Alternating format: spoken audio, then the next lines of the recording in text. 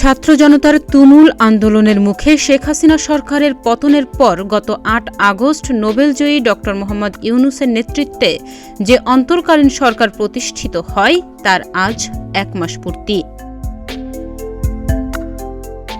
জুলাই আগস্টের রক্তস্নাত আন্দোলনে নেতৃত্বদানকারী শিক্ষার্থীরা বলেছিলেন এটা নিছক একটি সরকারের পরিবর্তনের বিষয় নয়, বরং জাতীয় ঐক্যমতের ভিত্তিতে রাষ্ট্রের পূর্ণাঙ্গ সংস্কার এবং একটি নতুন রাজনৈতিক বন্দোবস্ত প্রতিষ্ঠা করাই এর পরিবর্তনের লক্ষ্য। প্রধান উপদেষ্টা হিসেবে ড. মোহাম্মদ ইউনূস গত ২৫ আগস্ট জাতির উদ্দেশ্যে দেয়া তার প্রথম ভাষণে সেই দিক নির্দেশনায় তুলে ধরেন, একটি বৈষম্যহীন, শোষণহীন, কল্যাণময় ও মুক্ত বাতাসের রাষ্ট্রের যে স্বপ্ন নিয়ে ছাত্র জনতা আন্দোলনে ঝাঁপিয়ে পড়েছিল, আমি তাদের সেই স্বপ্ন পূরণের অঙ্গীকারাবদ্ধ। তিনি কি করতে চান ওই বক্তব্যে তার উল্লেখ করেন, যেখানে তিনি বলেছেন গণঅভ্যুত্থানকে সফল পরিণতি দিতে প্রশাসন, বিচার বিভাগ, নির্বাচন কমিশন ও নির্বাচনী ব্যবস্থা, আইন শৃঙ্খলা খাত ও তথ্য প্রবাহে প্রয়োজনীয় সংস্কার সম্পূর্ণ করে অবাধ, সুষ্ঠু ও অংশগ্রহণমূলক নির্বাচন আয়োজন করা হবে। এর লক্ষ্য হবে দুর্নীতি, লুটপাট ও গণহত্যার বিরুদ্ধে একটি জবাবদিহিমূলক রাজনৈতিক বন্দোবস্তের ব্যবস্থা। ছাত্র জনতার অভ্যুত্থানে ৫ আগস্ট আওয়ামী লীগ সরকারের পতন হলেও নোবেলজয়ী ড. ইউনূসের নেতৃত্বে অন্তর্বর্তীকালীন সরকারের যাত্রা শুরু হয় ৮ আগস্ট। দায়িত্ব নেওয়ার পর অন্তর্বর্তীকালীন সরকার বেশ কিছু সংস্কারমূলক কাজও করেছে। প্রধান উপদেষ্টা ড.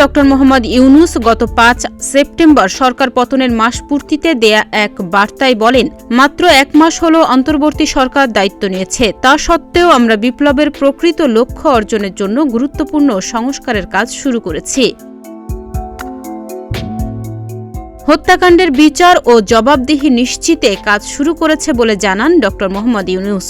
বলেন, অন্তর্বর্তী সরকারের প্রথম কাজ জুলাই ও আগস্টের হত্যাকাণ্ডের বিচার ও জবাবদিহি নিশ্চিত করা।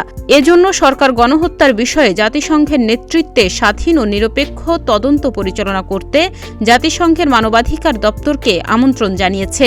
তারা এদেশে এসেছেন এবং কাজ শুরু করে দিয়েছেন। এই সরকারের সময়ই গুমের হাত থেকে নাগরিকদের রক্ষায় গুম ও নির্যাতন বিষয়ক আন্তর্জাতিক কনভেনশনে স্বাক্ষর করেছে বাংলাদেশ।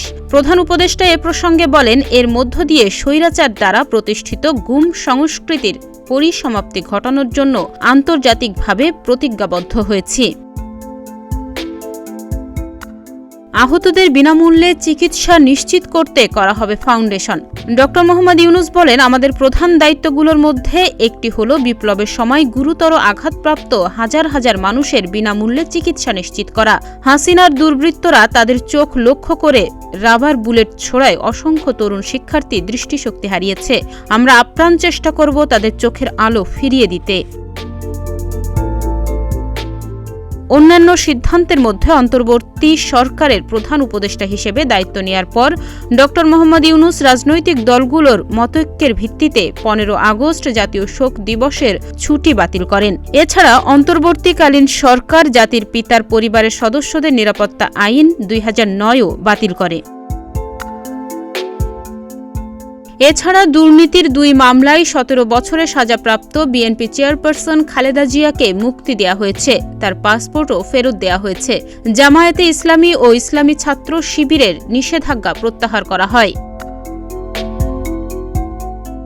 রাজনীতিবিদদের সংস্কার প্রস্তাবে গত ৩১ আগস্ট ড. মোহাম্মদ ইউনূসের সঙ্গে রাষ্ট্রীয় অতিথি ভবন যমুনায় ১১ রাজনৈতিক দল ও ২টি রাজনৈতিক জোটের মতবিনিময় হয়েছে। এতে প্রয়োজনীয় সংস্কার করে যৌক্তিক সময়ের মধ্যে জাতীয় নির্বাচন অনুষ্ঠানের দাবি জানিয়েছে অধিকাংশ রাজনৈতিক দল। এর পাশাপাশি সংসদ, রাষ্ট্রপতি ও প্রধানমন্ত্রীর মধ্যে ক্ষমতার ভারসাম্য, একই ব্যক্তির দুবারের বেশি প্রধানমন্ত্রী হতে না পারার বিধান রাখা, সরকার পতন আন্দোলনে হত্যার দ্রুত বিচারের ট্রাইব্যুনাল গঠন, আওয়ামী লীগকে নিষিদ্ধ করা, হেফাজতে ইসলামের নেতাকর্মীদের বিরুদ্ধে মামলা প্রত্যাহার, সংবিধানে আল্লাহর ওপর আস্থা ও বিশ্বাস পুনঃস্থাপনের দাবি উঠে এসেছে এই বৈঠকে। এসব দাবির পরিপ্রেক্ষিতে প্রধান উপদেষ্টা রাজনৈতিক দলগুলোকে জানিয়েছেন, অন্তর্বর্তীকালীন সরকারের আপাতত প্রধান দায়িত্ব দুটি। প্রথমত, আইন শৃঙ্খলা পরিস্থিতি উন্নতি করা। দ্বিতীয়ত, প্রয়োজনীয় সংস্কার কাজ শেষ করে একটি ভয়ভীতিহীন সুষ্ঠু নির্বাচনের পরিবেশ তৈরি করে নির্বাচন অনুষ্ঠান করা। ডেস্ক রিপোর্ট, প্রতিদিনের বাংলাদেশ।